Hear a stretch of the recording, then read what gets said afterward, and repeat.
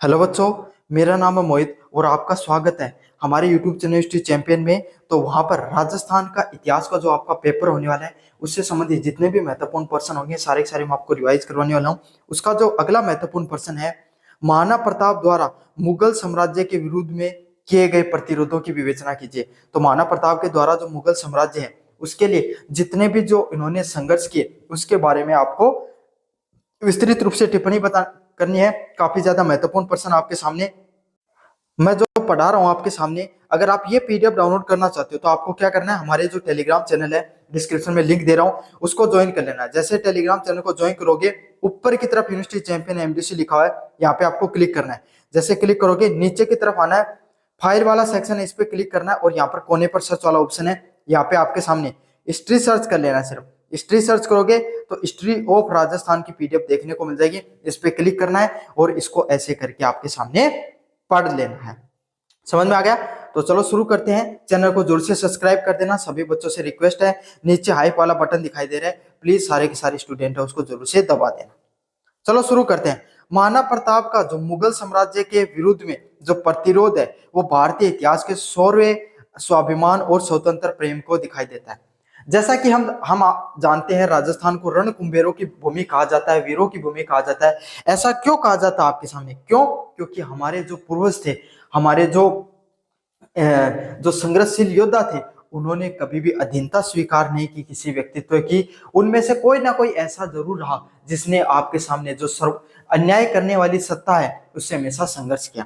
तो मुगलों की के सामने बहुत से राजस्थान के जो रजवाड़े थे, उनके जो मुखिया थे, राजा थे, प्रांतों के राजा थे, जमींदार थे, जो भी मान लो आप, वो क्या कर ली थी उन्होंने, उनकी मुगल के जो राजा अकबर थे उनकी अधीनता स्वीकार कर ली थी। लेकिन मेवाड़ के राजा महाराणा प्रताप ने उनकी कभी भी अधीनता स्वीकार नहीं की और उनके बीच में, अकबर के बीच में और महाराणा प्रताप के बीच में जीवन पर्यंत तक संघर्ष चलता रहा। लेकिन फिर भी उनके जीवन में अनेक संघर्ष आए, लेकिन फिर भी उन्होंने क्या नहीं की, अधीनता स्वीकार नहीं की। किसकी? आपके सामने महाराणा प्रताप की। तो जो महाराणा प्रताप है उनका जो मुगल साम्राज्य के विरुद्ध में जो प्रतिरोध संघर्ष देखने को मिलता है वो क्या है? भारतीय इतिहास के शौर्य, स्वाभिमान और स्वतंत्र प्रेम को अद्वितीय अध्याय है। यहाँ पर क्या देखने को मिलता है कि उनके द्वारा जो संघर्ष किया गया भारतीय इतिहास में वो अद्वितीय, उसके समान आपके सामने कुछ भी नहीं है। अकबर के साम्राज्यवादी विस्तार के समक्ष झुकने से इनकार कर उन्होंने अपने आजीवन अपनी मातृभूमि मेवाड़ की रक्षा के लिए संघर्ष किया। उन्होंने क्या किया? अकबर क्या करता था? अकबर ने किसी राजा को जीतने के बजाय उसको क्या कर लेते, उनकी अधीनता स्वीकार कर लेता था, कुछ प्रकार से उनके कर ले लेता था ताकि वो उनके विरुद्ध युद्ध नहीं करता था। लेकिन जो महाराणा प्रताप है उसने अपनी स्वाधीनता को चुना, मतलब मैं स्वतंत्र रहूंगा और जो मेवाड़ मेरी भूमि है वो किसी के सामने, उनकी जनता है जिनका प्रतिनिधि मैं हूं, मैं उनको उनके सामने झुकने नहीं दूंगा। प्रतिरोध के कुछ प्रमुख बिंदु हैं। पहला जो अधीनता स्वीकार नहीं करना। जब अधिकांश राजपूत शासकों ने अकबर की अधीनता स्वीकार कर ली थी, तो आप सबको पता है भाई राजस्थान के लगभग आपके सामने जितने भी सरदार थे सबने क्या कर ली थी, अकबर है उनकी अधीनता को स्वीकार कर ली थी। तब महाराणा प्रताप ने उसे अस्वीकार कर दिया। तब क्या क्या आपके सामने महाराणा प्रताप है वो व्यक्ति निकल कर आए जिन्होंने उनकी अधीनता को स्वीकार नहीं किया, पूर्ण रूप से क्या कर दिया, नकार दिया था। उन्होंने व्यक्तिगत स्वाभिमान और मेवाड़ की स्वतंत्रता को सर्वप्रिय रखा। उन्होंने क्या किया कि मेरी जो जनता है वो किसी के समक्ष झुकेगी नहीं, हमारी जो स्वतंत्रता है वो सबसे ऊपर है, हमारी जो स्वतंत्रता है उसको हम सबसे पहले रखते हैं। हम स्वतंत्र हैं, हम अपना राज्य स्वयं चला सकते हैं, हम किसी जो मुगल साम्राज्य उसकी अधीनता स्वीकार नहीं करेंगे। अकबर द्वारा भेजे गए संधि प्रस्तावों को मानसिक, भगवत दास, टोडरमल के माध्यम से उन्हें ठुकरा दिया। तो अलग अलग प्रकार के जो आपके सामने अकबर के जो प्रतिनिधि थे, जिसमें जो मानसिंह है, भगवत दास और टोडरमल ने के माध्यम से अकबर ने बहुत सी बार आपके सामने महाराणा प्रताप के समक्ष संधि के प्रस्ताव रखे कि आप हमसे संधि कर लीजिए, हम आपसे युद्ध नहीं करेंगे, हम आपके सामने जो संधि का प्रस्ताव रखा। लेकिन अकबर जो महाराणा प्रताप है उन्हें किसी भी प्रकार की संधि नहीं करनी थी। उन्होंने क्या किया, आपके सामने उनकी अधीनता स्वीकार करने से साफ साफ मना कर दिया। बहुत सी बार प्रयास किए गए अकबर के द्वारा। हल्दी घाटी का जो युद्ध है 1576, उसमें क्या है, यह महाराणा प्रताप के जो प्रतिरोध का चरमो उत्सव था। मतलब यह महाराणा प्रताप है उनके द्वारा जो अकबर है उसका जो, जब उन्होंने उनकी संधि को स्वीकार नहीं किया तब अकबर उन पर क्या कर देता है, आक्रमण कर देता है। यद्यपि सैन्य शक्ति और संसाधनों में मुगल सेना हमेशा क्या थी, आपके सामने अधिक शक्तिशाली थी। तो मेवाड़ भाई एक छोटा सा क्षेत्रीय क्या था, आपका सामने साम्राज्य था, जो प्रांत था। और वहीं पे आपके सामने जो मुगल साम्राज्य है वो बहुत बड़ा भाई, पूरा संपूर्ण भारत पे राज्य करने वाला राज्य था। तो उनके पास अधिक संसाधन भी थे, उनके पास बहुत बड़ी सेना भी थी। मुगल सेना जो मानसिंह के नेतृत्व में बहुत ज्यादा शक्तिशाली थी, परंतु आपके सामने जो प्रताप की छोटी सेना और छापामार रणनीति के बल पे उन्होंने डटकर मुकाबला किया। उन्होंने तब भी अधीनता स्वीकार नहीं की। उन्होंने तब भी क्या किया, डटकर जो आपके सामने अकबर के सामने जो युद्ध है उसके करने की रणनीति बनाई। और इस युद्ध में उन्हें पीछे हटना पड़ा और क्या करना पड़ा, आपके सामने जो अकबर की सेना है वो देखो इतनी बड़ी होने के बावजूद भी जो आपके सामने जो मेवाड़ के जो राजा थे आपके महाराणा प्रताप, उनके सामने उनको क्या होना पड़ा, पीछे हटना पड़ा। परंतु मुगलों को भी भारी क्षति हुई। मतलब महाराणा प्रताप की सेना भी कुछ पीछे हुई, लेकिन उतना ज्यादा आपको क्या क्या किया गया, उतनी क्षति है मुगलों को भी देखने को मिली और उन्हें भी थोड़ा बैकलैश या पीछे हटना पड़ा। और वे प्रताप को अधीन नहीं कर पाए, और जो महाराणा प्रताप है उनको उनकी अधीनता नहीं स्वीकार करा पाए, उनको झुका नहीं पाए, उनको हरा नहीं पाए।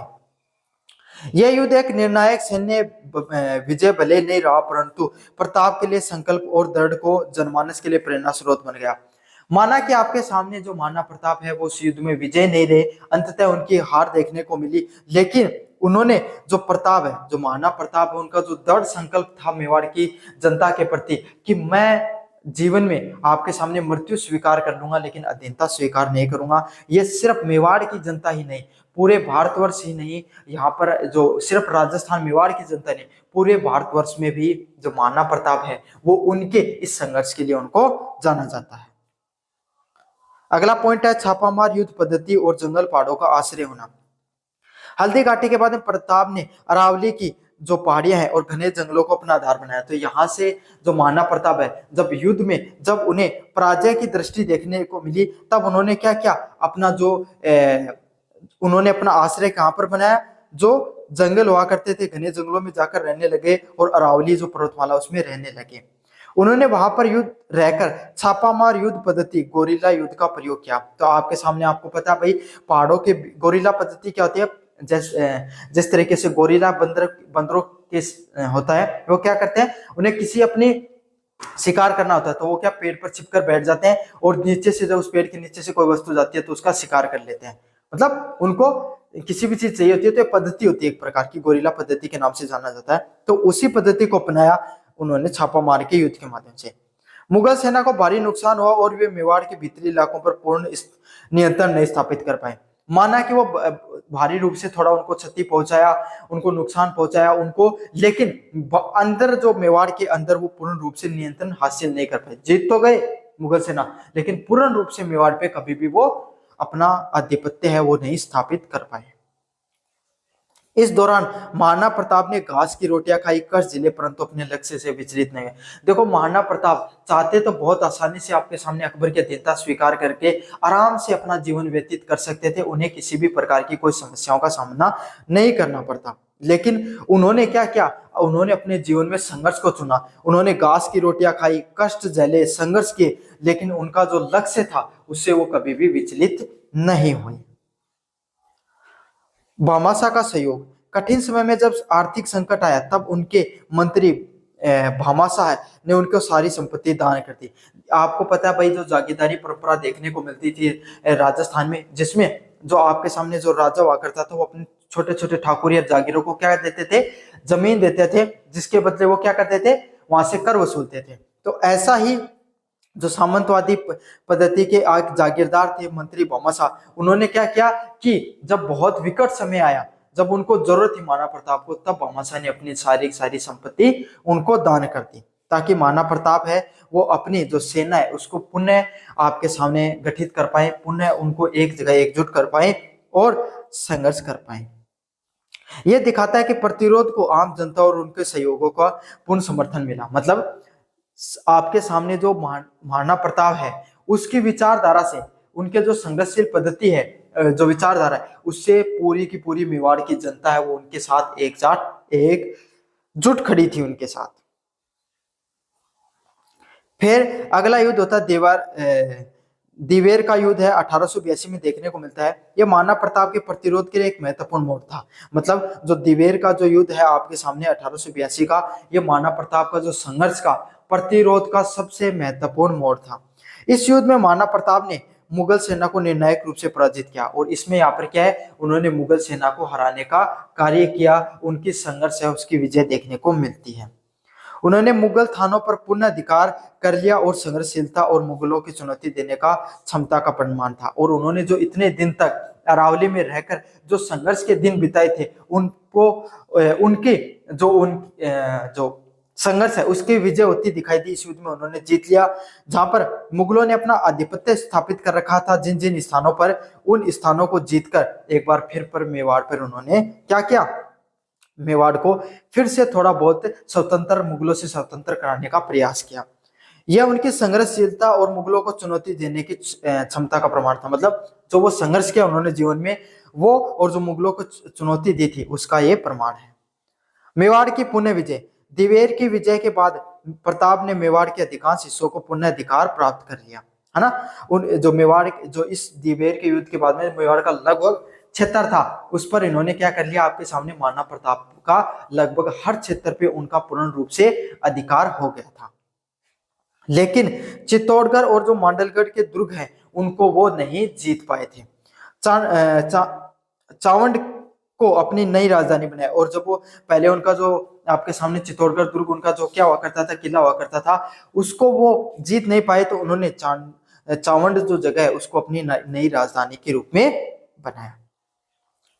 महाराणा प्रताप का जो संघर्ष देखने को मिलता है, प्रतिरोध देखने को मिलता है मुगल सेना के प्रति, वो सिर्फ एक संघर्ष ही नहीं है, बल्कि अन्याय के विरुद्ध स्वाभिमान, स्वतंत्रता और मातृभूमि प्रेम का एक सशक्त प्रतीक है। मतलब आपके सामने ये सिर्फ एक अन्याय नहीं है, बल्कि ये क्या है, ये आपके सामने एक स्वाभिमान की लड़ाई है, एक वास्तविकता की संघर्ष की, स्वाभिमान की लड़ाई है, जिसमें आपके सामने सशक्त शक्ति का प्रतीक है कि चाहे जीवन में कितने भी संघर्ष देने पड़े, अगर कोई व्यक्ति अपने स्वाभिमान को चुनता है तो उसको हराना बहुत ज्यादा मुश्किल है।